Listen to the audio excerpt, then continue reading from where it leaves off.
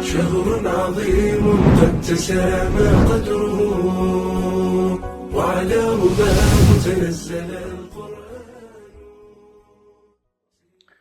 الحمد لله وكفى وسلام على عباده الذين اصطفى.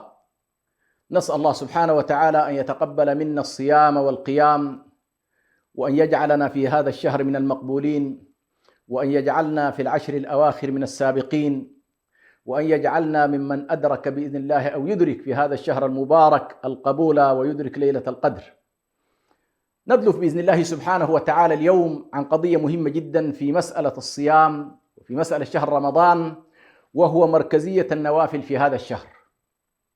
هنالك ربما تصورات نحملها في حياتنا، وربما يحملها طلبة العلم على وجه التحديد، خاصة أولئك الذين يدركون مراتب الأعمال، فيدركون أن هنالك أعمال تقع في مرتبة الواجبات، وأعمال تقع في مرتبة النوافل من المستحبات، وأعمال تقع في دوائر المباحات، كما أن هنالك في التراتبية المعروفة هنالك أعمال تقع في الضرورات، هنالك أعمال تقع في الحاجيات، هنالك أعمال تقع في التحسينيات.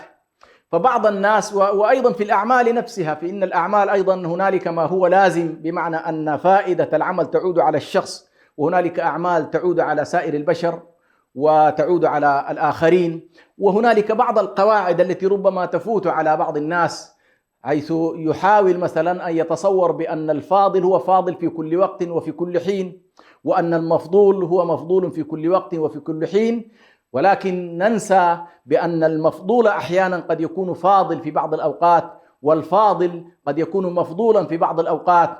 فمثلا الركوع من الأشياء الفاضلة، والسجود من الأشياء الفاضلة، وقراءة القرآن من الأشياء الفاضلة، ولكن أحيانا إذا أتيت بهذه الأشياء الفاضلة في غير وقتها ربما كان ذلك مذموما لا ممدوحا.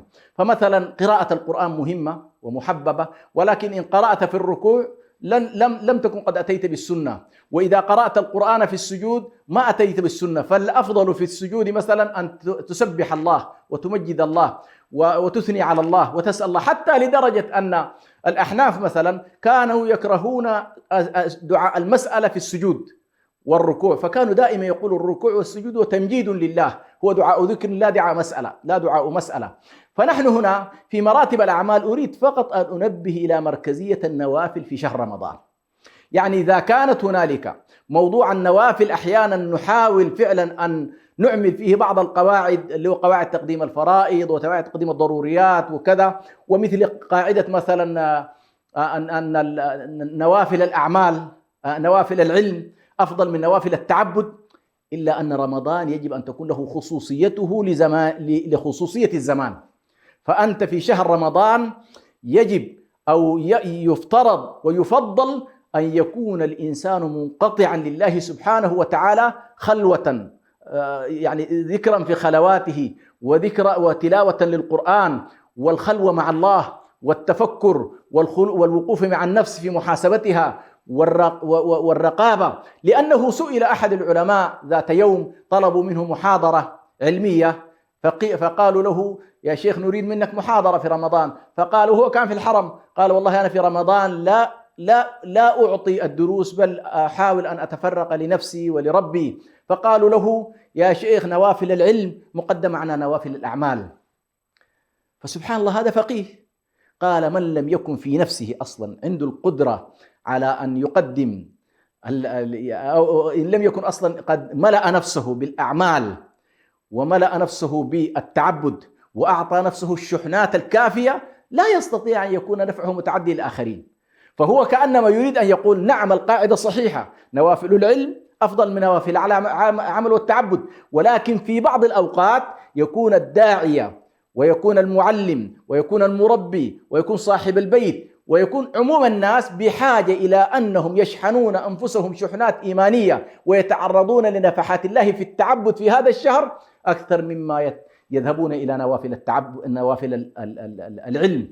كان السلف رضوان الله عليهم يرجحون دائما هكذا، يعني الإمام مالك والإمام الشافعي وغيرهم من أهل العلم كانوا يوقفون دروسهم العلمية ويتفرغون في هذا الشهر لمسألة التلاوة ومسألة التعبد ومسألة الخشية ومسألة الدعاء ومسألة التضرع لله سبحانه. فدل ذلك على أن رمضان يعطي مركزية كبيرة جدا للنوافل.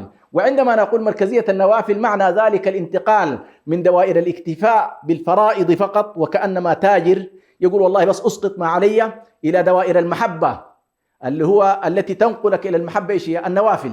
فكأنما أنت تنتقل من دائرة التعبد وأساسيات الأركان إلى الصورة الجمالية التي تنقلك إلى مقام المحبة لله سبحانه وتعالى، كما قال النبي صلى الله عليه وسلم فيما يرويه عن ربه في الحديث القدسي: ما تقرب إلي عبدي بأمر يعني أفضل مما افترضته عليه، يعني أفضل ما يتقرب به يتقرب بالفرائض، وما يزال عبدي يتقرب إلي بالنوافل، قال حتى أحبه.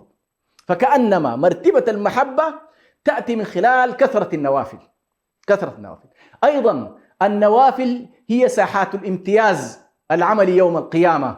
لما قال رجل للنبي صلى الله عليه وسلم: يا رسول الله ادعو الله لي أن مرافقتك في الجنة. قال: إن كنت تريد المرافقة في الجنة فأعني على نفسك بكثرة السجود، وأي كثرة النوافل، كثرة التعبد، يعني لا يكتفي فقط بالفرائض.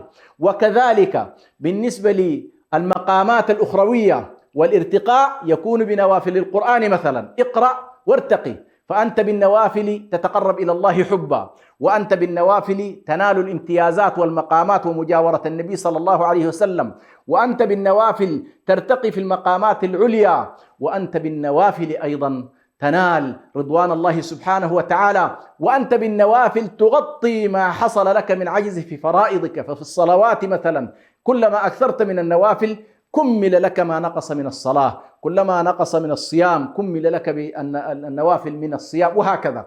إذن لا بد أن نضع في الوقت الذي نقر تماما بأن مراتب الأعمال تختلف وأن الواجبات مقدمة على النوافل، ولكن لا بد أن نقول بأن شهر رمضان يجب أن تعيد النظر ونعيد كما يقولون النظام والبرمجة، بحيث العشر الأواخر تحديدا قلل الارتباطات، قلل الدروس، قلل الأشياء اللي فيها على الأقل حركة، واخلو مع الله، واخلو مع نفسك، حتى تكون إن شاء الله قد نلت شحنة كبيرة جدا روحانية لتعزز بها إن شاء الله مسيرتك في السير إلى الله سبحانه وتعالى. وهذا ما أقصده بقضية مركزية النوافل في هذا الشهر المبارك. والسلام عليكم ورحمة الله وبركاته. شهر عظيم قد تسامى قدره وعلى رباه تنزل